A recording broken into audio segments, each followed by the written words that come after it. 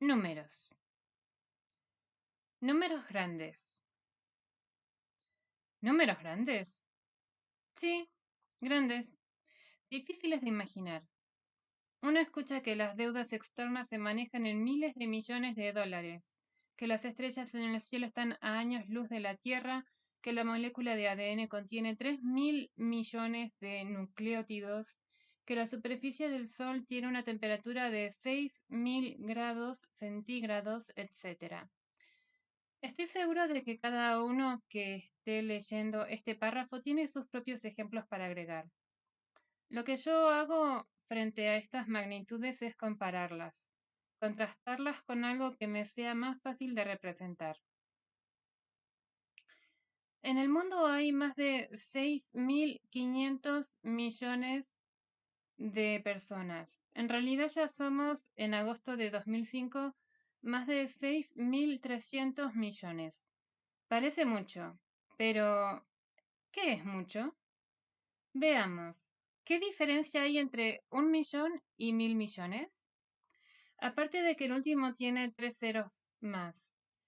Para ponerlo en perspectiva, transformémoslos en segundos.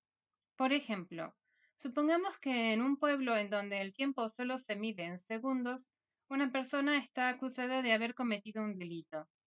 Se enfrentan el fiscal y el abogado defensor delante del juez que interviene en la causa. El fiscal pide 1.000 millones de segundos para el reo. El defensor lo tilda de loco y solo está dispuesto a aceptar 1 millón de segundos y solo como un hecho simbólico. El juez, acostumbrado a medir el tiempo de esa forma, sabe que la diferencia es abismal. ¿Entienden las razones? Piénsenlo así. 1 millón de segundos son aproximadamente 11 días y medio. En cambio, 1.000 millones de segundos significan casi 32 años. Este ejemplo muestra que, en general, nosotros no tenemos idea de lo que representan los números, aún en nuestra vida cotidiana. Volvamos al tema de los habitantes de la Tierra. Si somos 6.000 millones y pusieran fotos de todos en un libro, de manera que las hojas fueran de 1/10 de milímetro de espesor, colocando 10 personas por página y utilizando las dos caras de la hoja, el libro tendría 30 kilómetros de alto.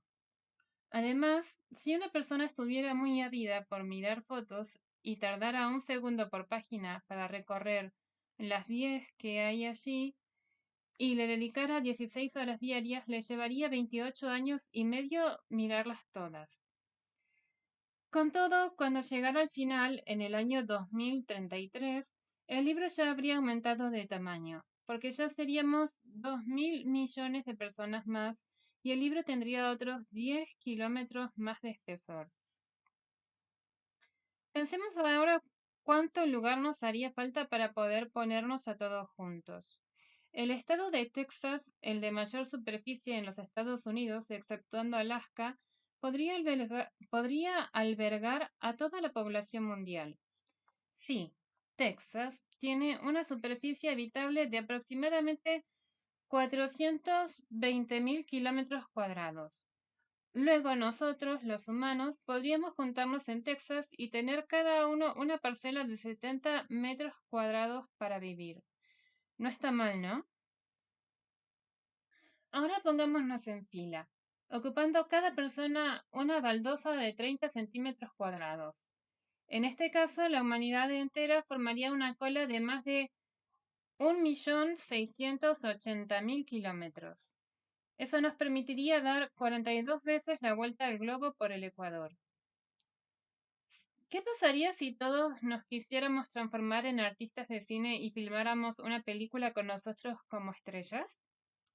Si cada persona apareciera nada más que 15 segundos, o sea, un poco menos de 7 metros de celuloide por humano, se necesitarían unos 40 millones de kilómetros de negativo.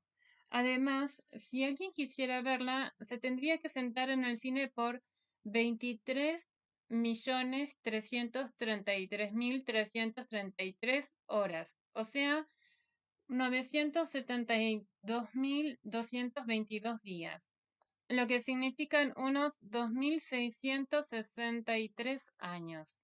Y esto sucedería siempre que decidamos no morir, comer ni hacer ninguna otra cosa en la vida. Sugiero que nos distribuyamos para verla y después nos encontremos para contarnos lo mejor.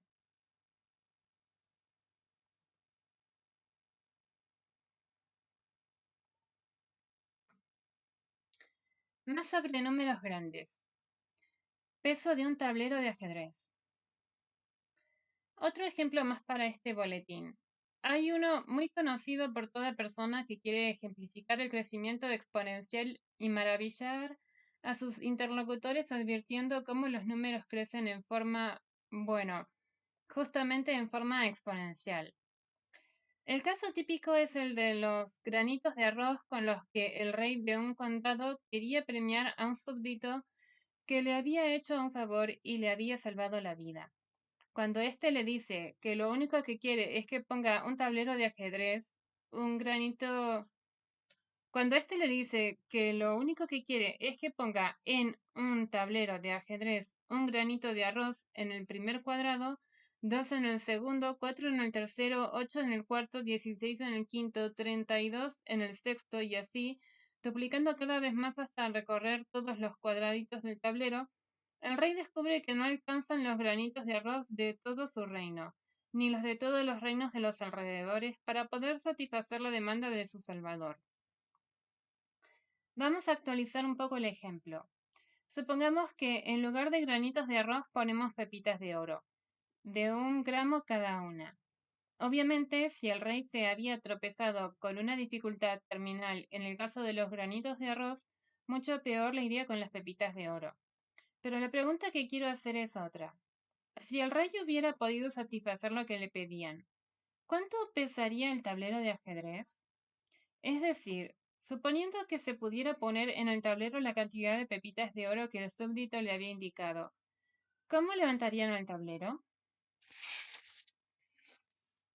Y además, si pudiera ir poniéndose en el bolsillo una pepita por segundo, ¿cuánto tardaría?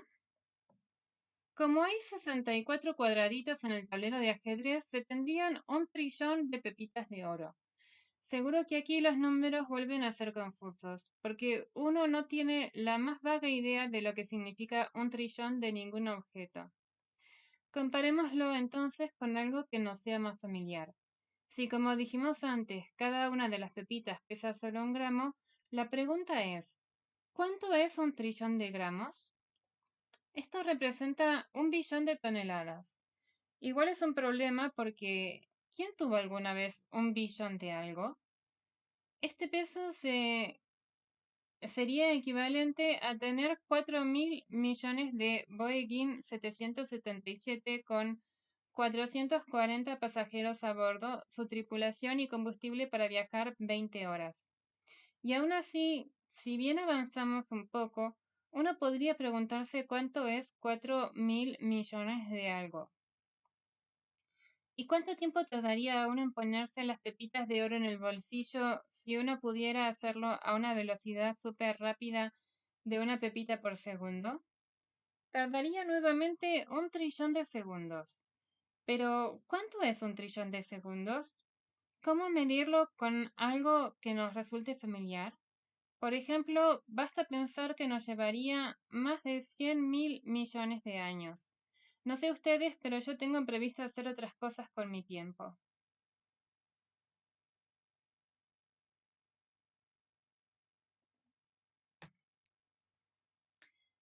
Átomos en el universo. Solo como una curiosidad y a efectos de mostrar otro número enorme, piensen que en el universo se estima que hay 2 a la 300 átomos. Si 2 a la décima es aproximadamente 10 a la 3, entonces 2 a la 300 es aproximadamente 10 a la 90. Y escribí todo esto para poder decir entonces que en el universo hay tantos átomos como poner el número 1 seguido de 90 ceros.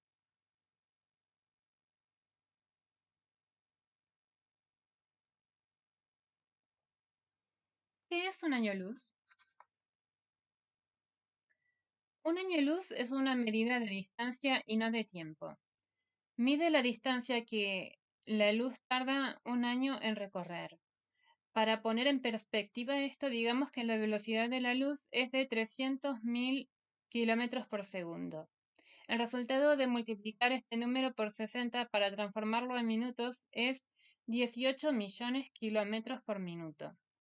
Luego, nuevamente multiplicado por 60 lo transforma en 1080 millones kilómetros por hora.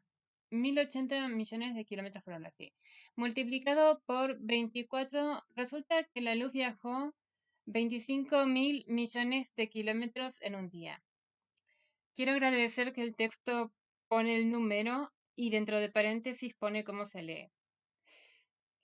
Finalmente multiplicado por 365 días, un año de luz, o sea, la distancia que la luz viaja por año. Es de aproximadamente casi 9 billones y medio de kilómetros.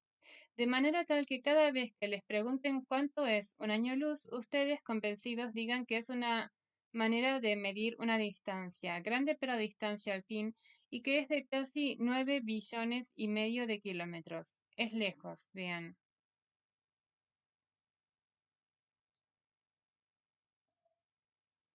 Números interesantes.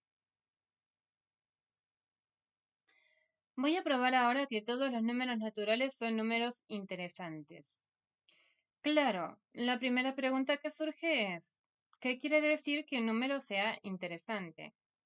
Vamos a decir que un número lo es cuando tiene algún atractivo, algo que lo distinga, algo que merezca destacarlo de los otros, que tenga algún borde o alguna particularidad.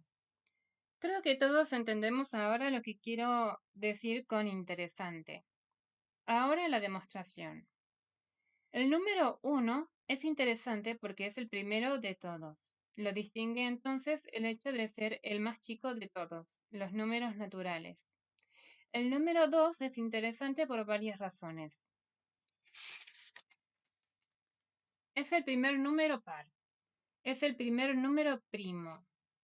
Como se verá más adelante, los números primos son aquellos que solo son divisibles por uno y por sí mismos. Creo que con estos dos argumentos ya podemos distinguirlo. El número 3 también es interesante, porque es el primer número impar que es primo, por elegir una razón de las muchas que habría. El número 4 es interesante porque es una potencia de 2. El número 5 es interesante porque es un número primo. Y de aquí en adelante deberíamos ponernos de acuerdo en que cuando un número es primo ya tiene una característica fuerte que lo distingue y lo podríamos considerar interesante sin buscar otros argumentos. Sigamos un poco más. El número 6 es interesante porque es el primer número compuesto, o sea, no es un número primo que no sea una potencia de 2. Recuerde que el primer número compuesto que apareció es el 4, pero es una potencia de 2. El número 7 es interesante y no hace falta argumentar más porque es primo. Y así podríamos seguir. Lo que quiero probar con ustedes es que, dado un número entero positivo cualquiera, siempre hay algo que lo transforma en interesante o atractivo o distinguible. ¿Cómo hacer para probar esto con todos los números si son infinitos? Supongamos que no fuera así. Entonces, eso quiere decir que hay números que llamaremos no interesantes. A esos números los ponemos en una bolsa y supondremos que esta bolsa no está vacía. Es decir, tendremos una bolsa llena de números no interesantes. Vamos a ver que esto nos lleva a una contradicción. Esa bolsa, como todos los números que contiene son números naturales, o sea, enteros positivos, tiene que tener un primer elemento, es decir, un número que sea el menor de todos los que están en la bolsa. Pero entonces el supuesto primer número no interesante se transforma en interesante. El hecho que lo distingue es que sería el primero de todos los números no interesantes, una razón más que suficiente para declararlo interesante. ¿No les parece? El error entonces provino de haber pensado que había números no interesantes. No es así. Esa bolsa, la de los números no interesantes, no puede contener elementos porque si los tiene, alguno tiene que ser el primero, con lo que pasaría a ser interesante un número que por estar en la bolsa debería ser no interesante. Moraleja, todo número natural es interesante.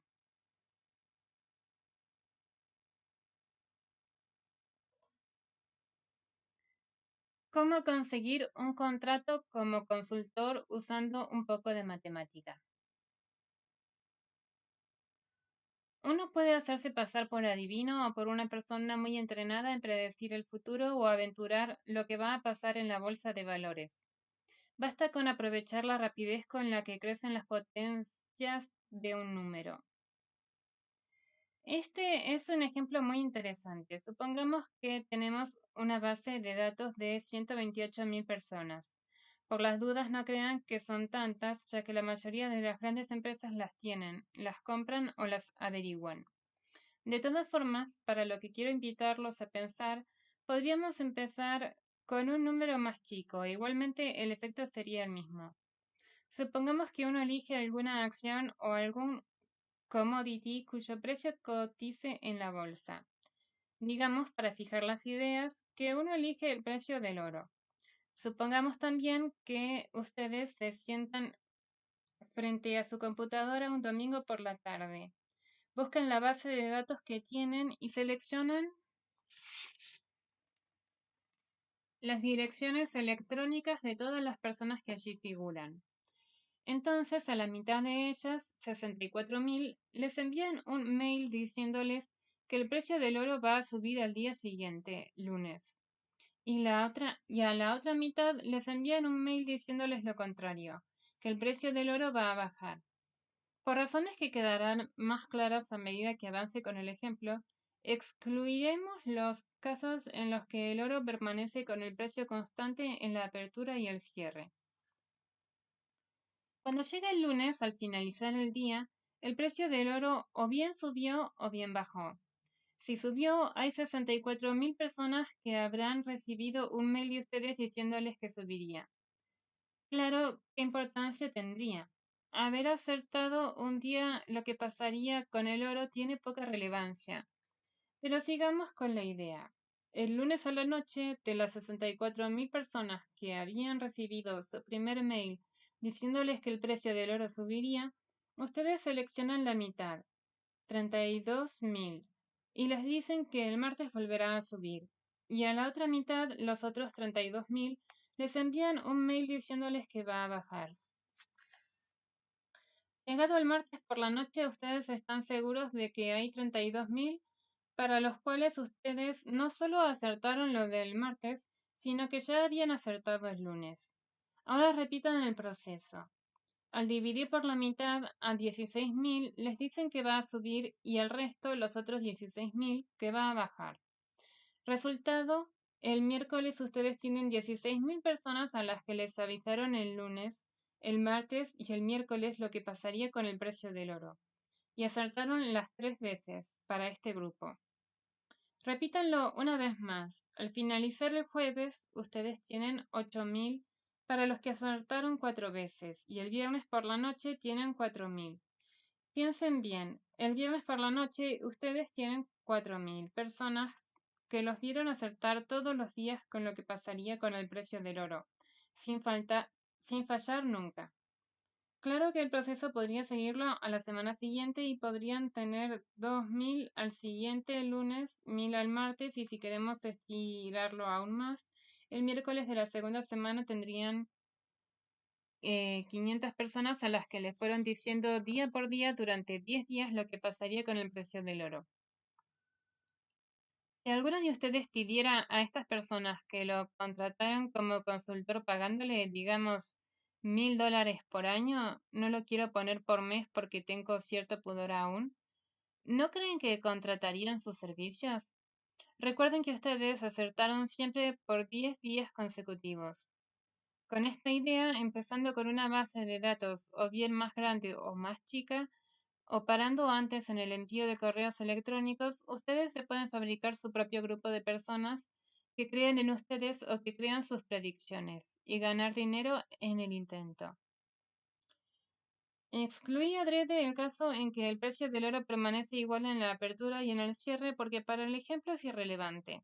Ustedes podrían decir en sus mensajes a algunos que el precio del oro subirá o permanecerá constante y al otro grupo que bajará o permanecerá constante. Si el precio del oro queda quieto, repiten el proceso sin dividir por dos. Es como hacer de cuenta que ese día no existió. Y por otro lado, si ustedes pueden conseguir una base de datos más grande que 128.000, sigan adelante. Tendrán más clientes a los 10 días.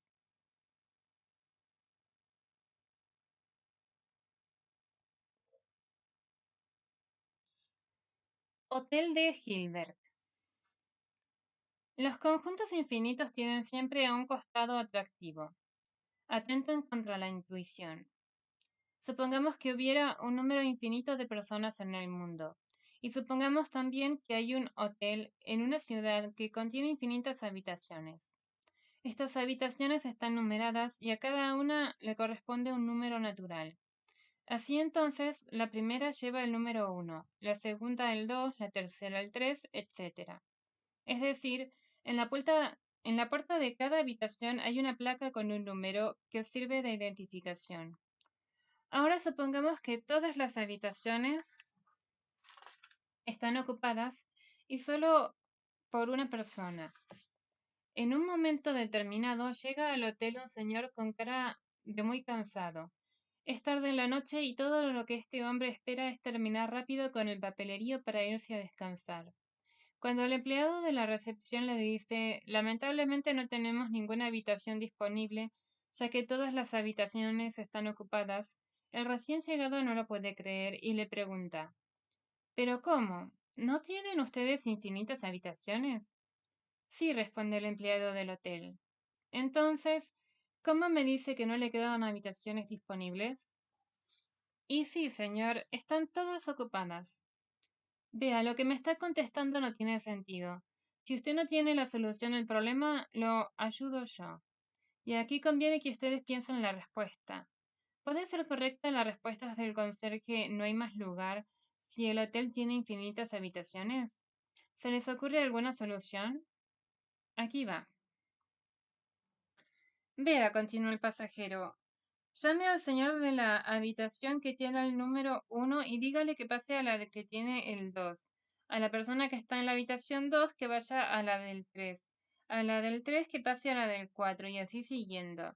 De esa forma, toda persona seguirá teniendo una habitación que no compartirá con nadie tal como era antes, pero con la diferencia de que ahora quedará una habitación libre, la número 1.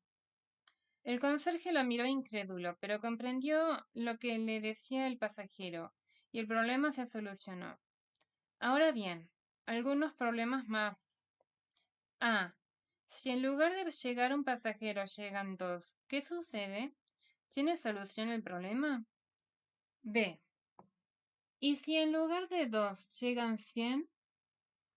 C. ¿Cómo se puede resolver el problema si llegan n pasajeros inesperadamente durante la noche, donde n es un número cualquiera? Siempre tiene solución el problema independientemente del número de personas que aparezcan buscando una pieza para dormir. Y D. ¿Y si llegaran infinitas personas, qué pasaría en ese caso? Las soluciones las pueden buscar en el apéndice.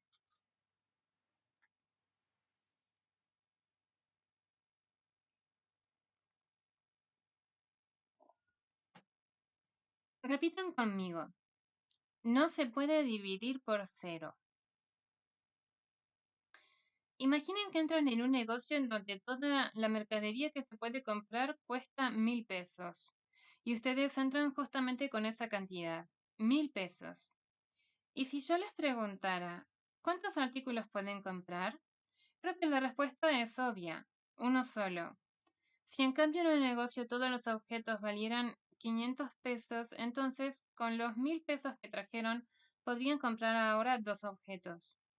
Esperen, no crean que enloquecí, estaba loco de antes. Síganme en el razonamiento. Si ahora los objetos que vende el negocio costaran solo 1 peso cada uno, ustedes podrían comprar con los 1.000 pesos exactamente 1.000 artículos. Como se aprecia, a medida que disminuye el precio, aumenta la cantidad de objetos que ustedes pueden adquirir. Siguiendo con la misma idea, si ahora los artículos costaran 10 centavos, ustedes podrían comprar 10.000. Y si costaran un centavo, sus 1.000 pesos alcanzarían para adquirir 100.000. O sea, a medida que los artículos son cada vez más baratos, se puede comprar más unidades. En todo caso, el número de unidades aumenta tanto como uno quiera, siempre y cuando uno logre que los productos sean cada vez de menor valor. Ahora bien, ¿y si los objetos fueran gratuitos? Es decir, ¿y si no costaran nada? ¿Cuánto se pueden llevar? Piensen un poco. ¿Se dan cuenta de que si los objetos que se venden en el negocio no costaran nada, tener o no tener 1.000 pesos poco importa, porque ustedes podrían llevar todo? Con esta idea en la cabeza es que uno podría decir que no tiene sentido dividir 1.000 pesos entre objetos que no cuestan nada. En algún sentido, los estoy invitando a que concluyan conmigo que lo que no tiene sentido es dividir por cero. Más aún, si se observa la tendencia de lo que acabamos de hacer, pongamos en una lista la cantidad de artículos que podemos comprar en función del precio. Precio por artículo. Cantidad a comprar con 1.000 pesos. 1.000 pesos, 1. 500 pesos, 2. 100 pesos, 10. 10 pesos, 100. 1 peso, 1.000. 0,1 pesos, 10.000. 0,01 pesos, 100.000. A medida que disminuye el precio, aumenta la cantidad de artículos que podemos comprar, siempre con los 1.000 pesos originales. Si siguiéramos disminuyendo el precio, la cantidad de la derecha seguiría aumentando. Pero si finalmente llegáramos a un punto en donde el valor por artículo es cero, entonces la cantidad que habría que poner en la columna de la derecha sería infinito. Dicho de otra manera, nos podríamos llevar todo. Moraleja, no se puede dividir por cero. Repitan conmigo. No se puede dividir por cero. No se puede dividir por cero. 1 es igual a 2.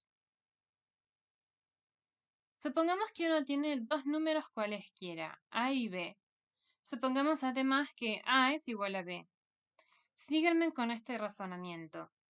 Si multiplico a ambos miembros por A, se tiene A al cuadrado es igual a A por B, o sea, a B.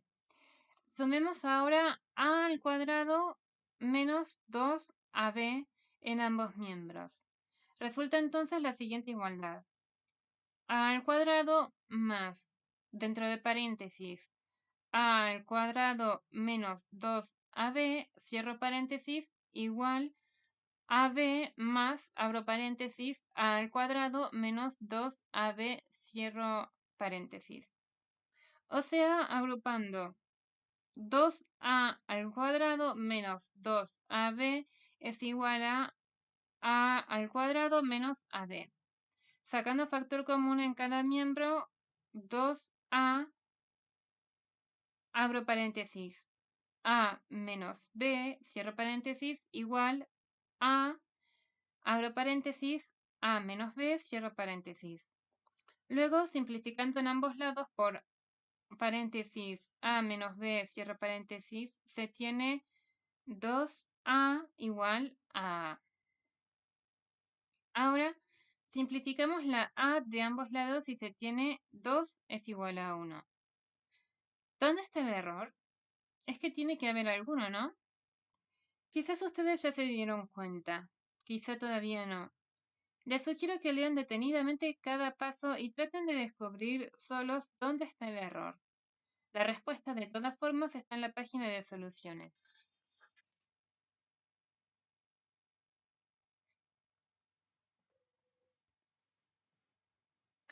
El problema 3x más 1.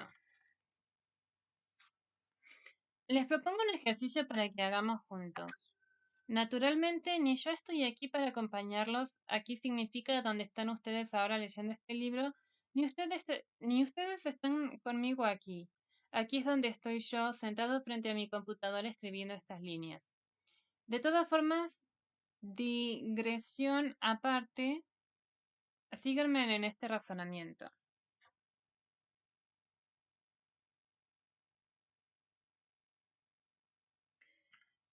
Vamos a construir juntos una sucesión de números naturales enteros positivos. La regla es la siguiente. Empezamos por uno cualquiera.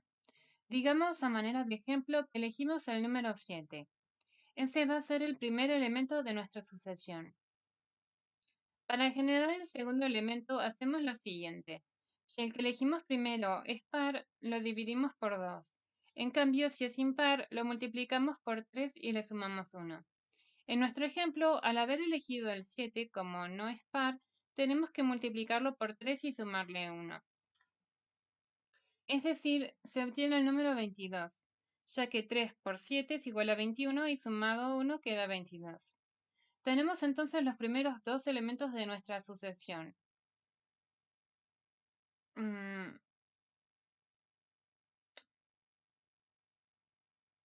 7,22. Para generar el tercer elemento de la sucesión, como el 22 es un número par, lo dividimos por 2 y obtenemos 11. Ahora tenemos 7,22,11. Como 11 es impar, la regla dice multiplíquelo por 3 y súmele 1, o sea, 32. Se tiene 7,22,11,34. Luego, como 34 es par, el próximo elemento de la sucesión es 17 y el siguiente es 52. Luego 23, 26 y después 13 y sigue 40. Luego 20. Hasta acá tenemos 7, 22, 11, 34, 17, 52, 26, 13, 40, 20. Y seguimos dividiendo por dos pares y multiplicando por 3 y sumando 1 a los impares. 7, 22, 11, 34, 17, 52, 26, 13, 40, 20, 10, 5, 16, 8, 4, 2, 1. Y en el número 1 paramos. Los invito ahora a que elijamos cualquier otro número para empezar. Digamos el 24. La asociación que se tiene es 24, 12, 6, 3, 10, 5, 16, 8, 4, 2, 1. Si ahora empezamos con el 10, se sigue. Perdón, si ahora empezamos con el 100, se sigue. 100, 50, 25, 76, 38, 19, 58, 29, 88, 44, 22, 11, 34, 17, 52, 26, 13, 40, 20, 10, 5, 16, 8, 4, 2, 1. Como se alcanza a ver, todas las sucesiones que elegí terminan en el número 1. En realidad, aunque no lo dije antes, al llegar al número 1, el proceso se detiene, porque si uno siguiera, entraría en un lazo o círculo, ya que el 1 pasaría al 4, del 4 al 2 y del 2 otra vez al 1. Por eso es que cuando al construir la sucesión llegamos al número 1, detenemos el proceso. Hasta hoy, agosto de 2005, en todos los ejemplos conocidos, siempre se termina la sucesión en el número 1. Pero no se tiene ninguna demostración que pruebe que el resultado es válido para cualquier número con el que comencemos el ejercicio. Este problema se conoce con el nombre de problema 3x más 1, o también como el problema de Collatz, o problema de Siracusa, o problema de Kakutani, o algoritmo de Haas, o problema de Ulam. Como ven, tiene muchos nombres pero ninguna solución. Es una buena oportunidad para empezar. Con todo, permítanme intercalar algo aquí. Es muy poco probable que una persona lega tenga las herramientas suficientes para resolverlo. Se estima que hay solo 20 personas en el mundo capaces de atacarlo, pero como escribí en alguna otra parte de este mismo libro, eso no significa que alguno de ustedes en algún lugar del planeta, por mayor o menor entrenamiento matemático que tengan, esté impedido para que se le ocurra una idea que nadie tuvo antes y el problema quede resuelto por una persona que no pertenezca a ese privilegiado grupo de 20.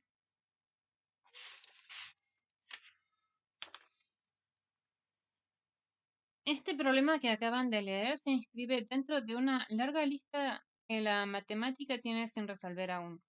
Es fácil aceptar esto en otras ciencias. Por ejemplo, la medicina no sabe aún cómo resolver algunas variedades de cáncer o del Alzheimer, por poner un par de ejemplos. La física no tiene aún una teoría que integre lo macro con lo micro, ni conoce todas las partículas elementales. La biología no conoce aún cómo funcionan todos los genes ni cuántos son. En fin, estoy seguro de que usted puede agregar muchísimos ejemplos más. La matemática, decía, tiene su propia lista.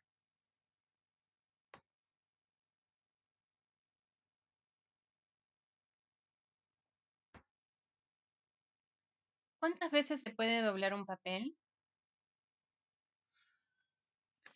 Supongamos que uno tuviera una hoja de papel bien finita, como las que se usan habitualmente para imprimir la Biblia. Es más, en algunas partes del mundo este papel se conoce como el papel de Biblia. En realidad parece un papel de seda. Para fijar las ideas, digamos que tiene un grosor de una milésima de centímetro, o sea, 10 a la menos 3 centímetros, que es igual a 0,001 centímetros. Supongamos también que uno tiene una hoja grande de ese papel como si fuera la hoja de un diario. Ahora empecemos a doblarlo por la mitad. ¿Cuántas veces creen ustedes que podrían doblarlo? Y tengo otra pregunta. Si lo pudieran doblar y doblar tantas veces como quisieran, digamos unas 30 veces, ¿cuál creen que sería el grosor del papel que tendrían en la mano entonces? Antes de seguir leyendo, les sugiero que piensen un rato en la respuesta y sigan después, si les parece. Volvamos al planteo entonces. Luego de doblarlo una vez, tendríamos un papel de un grosor de 2 milésimas de centímetro. Si lo dobláramos una vez más, sería de 4 milésimas de centímetro. Cada doblez que hacemos a la hoja se duplica el grosor, y si seguimos doblándolo una y otra vez, siempre por la mitad, tendríamos la siguiente situación. Después de 10 dobleces, 2 a la décima. Esto significa multiplicar el número 2 10 veces por sí mismo, que es igual a 1024 milésimas de centímetro, que es igual a un centímetro aproximadamente. ¿Qué dice esto? Que si uno doblara el papel 10 veces, obtendríamos un grosor de un poco más de un centímetro. Supongamos que seguimos doblando el papel siempre por la mitad. ¿Qué pasaría entonces? Si lo dobláramos 17 veces, tendríamos un grosor de 2 a la 17, que es igual a 131.072 milésimas de centímetro, que es igual a un poco más de un metro. Si pudiéramos doblarlo 27 veces, se tendría 2 a la 27, que es igual a 134.217.728 milésimas de centímetro, o sea, un poco más de 1.342 metros, o sea, casi 1,5 kilómetros. Vale la pena detenerse un instante, doblando un papel aún tan finito como el papel de Biblia, solo 27 veces, tendríamos un papel que casi alcanzaría el 1,5 kilómetros de espesor.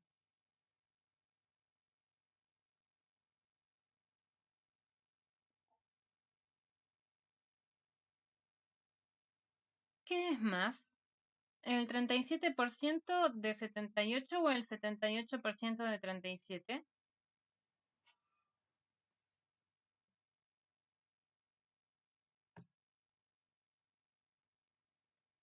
En general, una idea es más importante que una cuenta.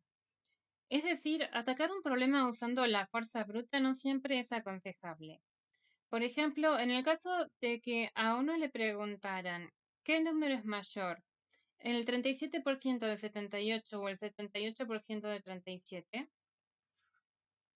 Claro, uno puede hacer el cálculo y averiguar el resultado, pero de lo que se trata es de poder decidirlo sin hacer cuentas.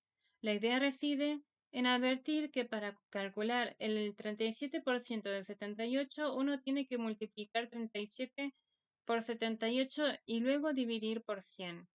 No hagan la cuenta, no hace falta. De la misma forma, si uno quiere calcular el 78% de 37, lo que tiene que hacer es multiplicar 78 por 37 y luego dividir por 100. Como se advierte, es la misma cuenta, ya que la multiplicación es conmutativa. Como usted escuchó decir muchas veces, el, el orden de los factores no altera el producto.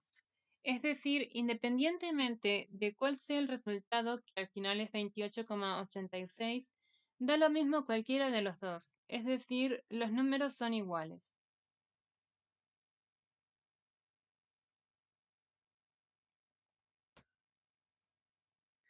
Cartas binarias.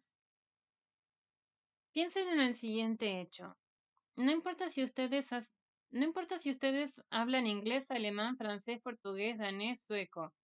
Si uno escribe 153 más 278 es igual a 431.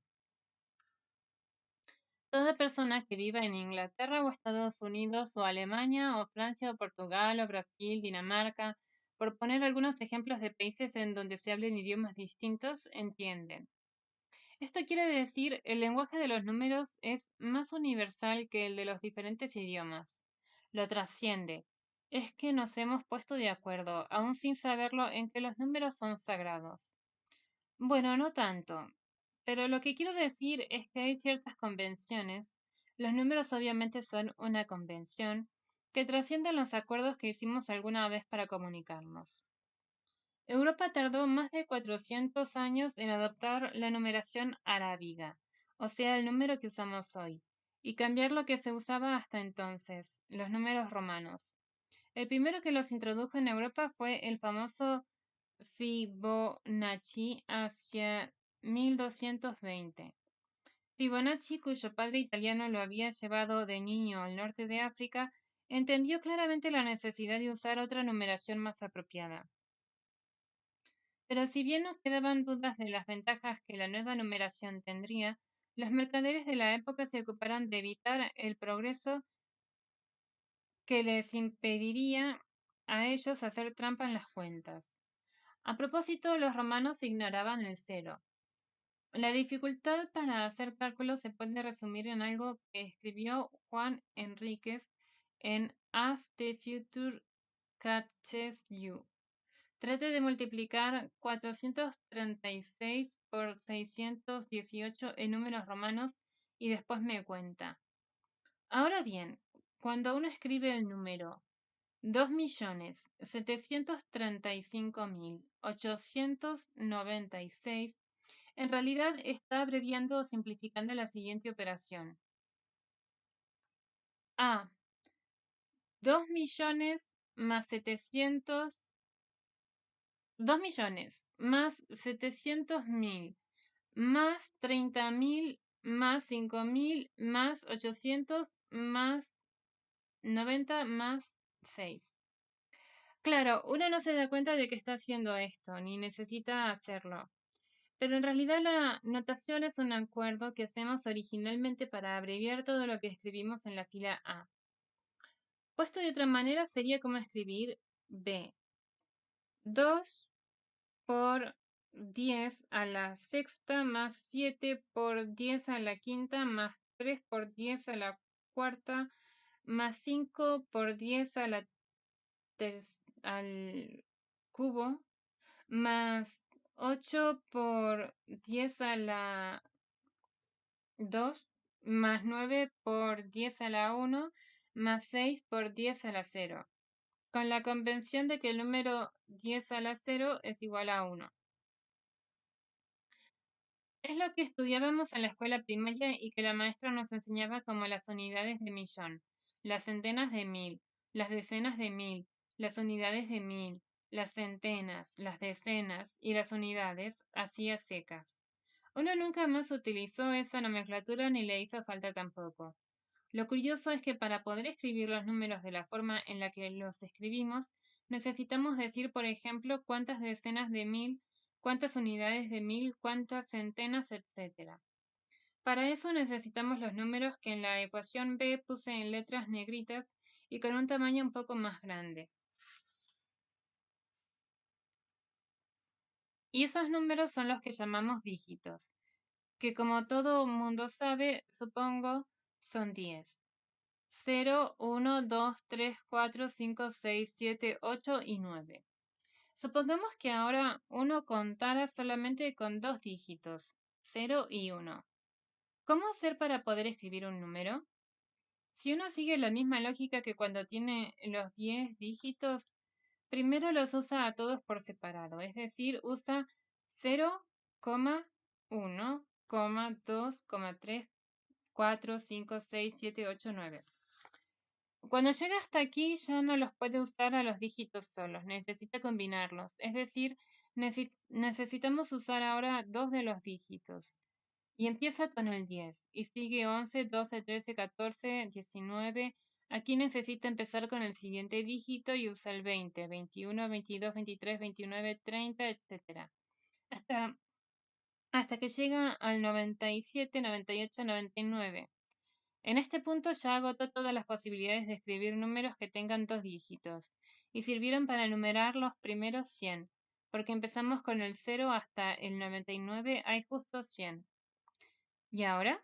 Necesitamos usar tres dígitos, y que no empiecen con 0, porque si no es como tener dos dígitos pero en forma encubierta. Entonces empezamos con 100, 101, 102, etc. Después de llegar a los 1000 necesitamos cuatro dígitos, y así siguiendo, es decir, cada vez que agotamos todos los posibles números que podamos escribir con un dígito, pasamos a 2. Cuando agotamos los de 2, pasamos a los de 3, y luego a los de 4 y así siguiendo. Cuando uno tiene dos dígitos solamente, digamos el 0 y el 1, ¿cómo hacer? Usamos primero los dos dígitos por separado. 0 es igual a 0, 1 es igual a 1. Ahora necesitamos pasar al siguiente caso, o sea, cuando necesitamos usar dos dígitos. Y curiosamente necesitamos ya usar dos dígitos para escribir el número 2. 10 es igual a 2, 11 es igual a 3. Aquí ya agotamos las posibilidades con dos dígitos, necesitamos usar más. 100 es igual a 4, 101 es igual a 5, 110 es igual a 6, 111 es igual a 7. Y necesitamos uno más para seguir. 1000 es igual a 8, 1001 es igual a 9, 1010 es igual a 10, 1011 es igual a 11, 1100 es igual a 12, 1101 es igual a 13, 1110 es igual a 14 y 1111 es igual a 15. Escribo solo un paso más. 10.000 es igual a 16, 10.001 es igual a 17.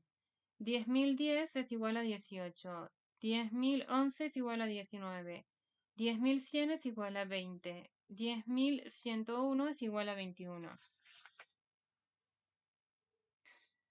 10.110 es igual a 22, 10.111 es igual a 23, 11.000 es igual a 24, 11.001 es igual a 25, 11.010 es igual a 26, 11.011 es igual a 27, 11.100 es igual a 28, 11.101 es igual a 29, 11.110 es igual a 30, 11.111 es igual a 31. Y aquí los dejo a ustedes solos, pero lo que queda claro es que para poder llegar al 37 hace falta agregar un dígito más y usar el 100.000. Lo notable es que con solo dos dígitos es posible escribir cualquier número. Los números están ahora escritos en potencias de 2, de la misma forma en que antes estaban escritos en potencias de 10. Veamos algunos ejemplos. A.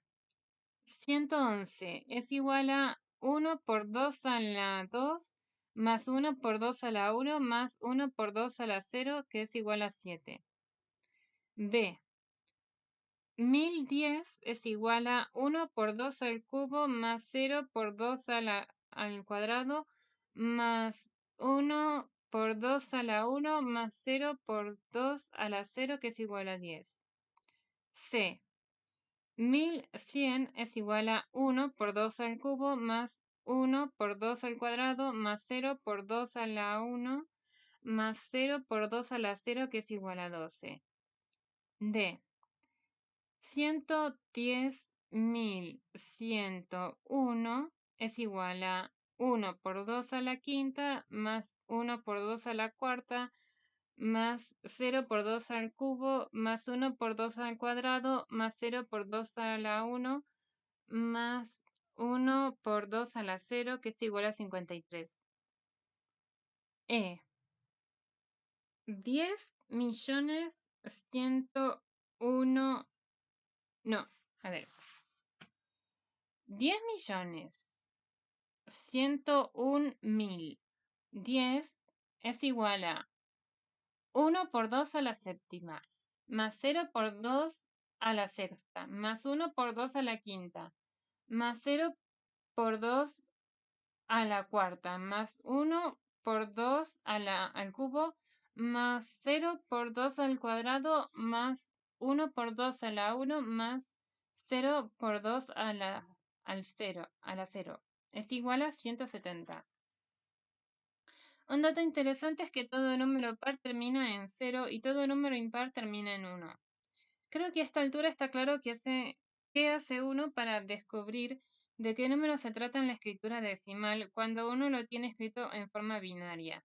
Se llama binaria porque se usan solo dos dígitos, 0 y 1. Lo que importa también es advertir que como uno usa solo los dígitos 0 y 1 que multiplican a las potencias de 2, pueden pasar solo dos cosas, o que esa potencia esté o que no esté involucrada en la escritura del número.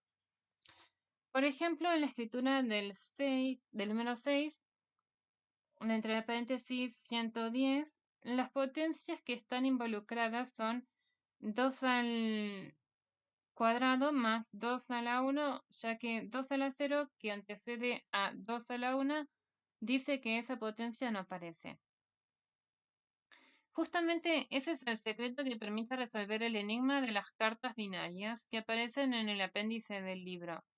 Es decir, uno le pide a una persona que elija un número cualquiera entre 0 y 255, y le pide también que no se lo diga, que solo lo piense. Le da entonces las cartas binarias que acompañan al libro y le dice, ¿en cuáles de estas cartas figura el número que elegiste? La persona va mirando en cada carta y selecciona lo que le pidieron. Por ejemplo, si eligió el número 170, entrega las cartas que en el tope superior izquierdo tienen los siguientes números: 128, 32, 8 y 2. Si uno suma estos números obtiene el número 170 y lo consigue sin que la persona le hubiera confiado el número. Es la forma de descubrirlo. ¿Por qué funciona el método?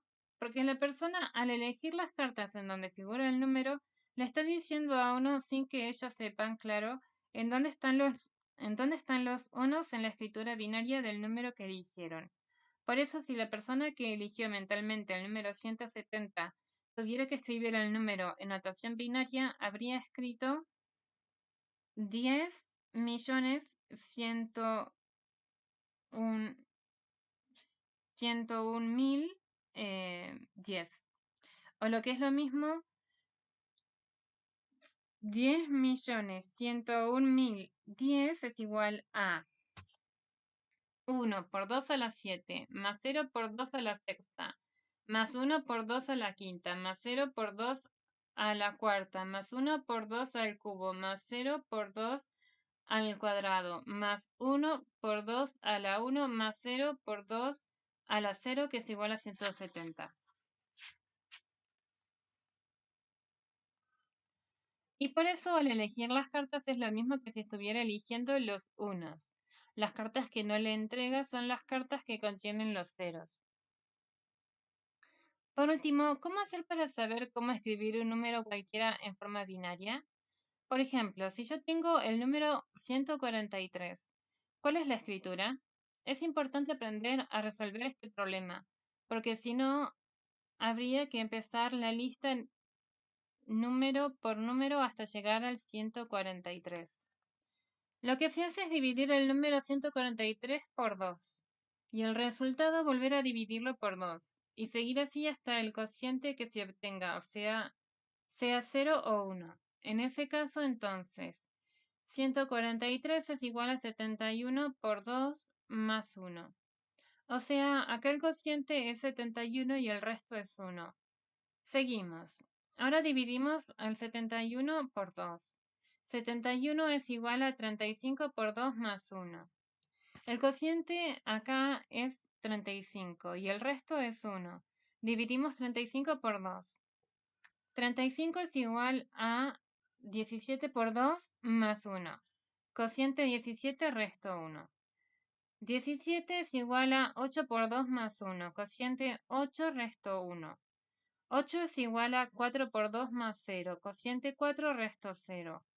4 es igual a 2 por 2 más 0. Cociente 2, resto 0. 2 es igual a 1 por 2 más 0. Cociente 1, resto 0. 1 es igual a 0 por 2 más 1. Cociente 0, resto 1.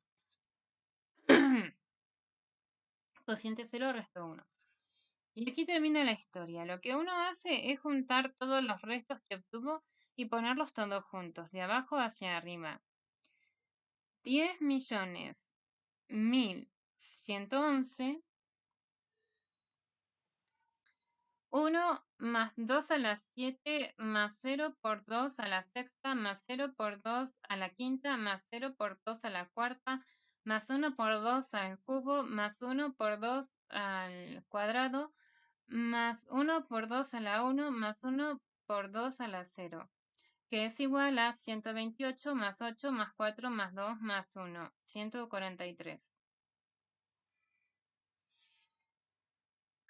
Ahora, les sugiero que practiquen ustedes con otros números. Yo voy a poner solo un par de ejemplos más. 82 es igual a 41 por 2 a la más 0. 41 es igual a 20 por 2 más 1. 20 es igual a 10 por 2 más 0. 10 es igual a 5 por 2 más 0. 5 es igual a 2 por 2 más 1. 2 es igual a 1 por 2 más 0. 1 es igual a 0 por 2 más 1. Luego, 82 es igual a 1.010.010, que es igual a 1 por 2 a la sexta, más 0 por 2 a la quinta, más 1 por 2 a la cuarta, más 0 por 2 al cubo, más 0 por 2 al cuadrado, más 1 por 2 a la 1, más 0 por 2 a la 0, que es igual a 64 más 16 más 2. Y el número lo obtuvimos escribiendo de abajo a arriba los restos de las divisiones. Insisto en invitarlos a hacer las cuentas y convencerse de que esto es cierto. Y mucho más interesante aún es convencerse de que esto es cierto independientemente del número que elijamos. Un último ejemplo. 1357 es igual a 678 por 2 más 1. 678 es igual a 339 por 2 más 0.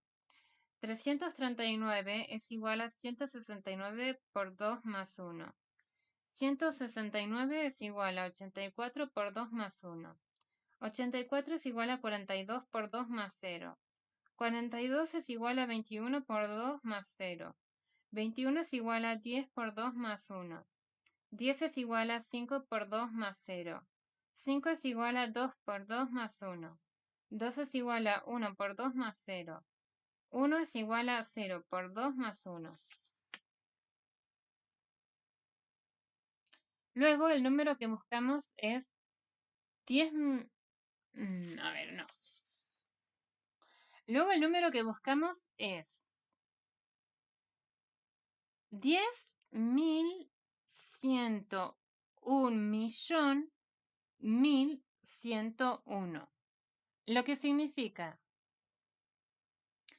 1 por 2 a la 10 más 0 por 2 a la 9 más 1 por 2 a la 8 más 0 por 2 a la 7 más 1 por 2 a la sexta más 0 por 2 a la quinta más 8, más 0 por 2 a la cuarta más 1 por 2 al cubo más 1 por 2 al cuadrado más 0 por 2 a la 1 más 1 por 2 a la 0, que es igual a 1024 más 256 más 64 más 8 más 4 más 1, que es igual a 1357.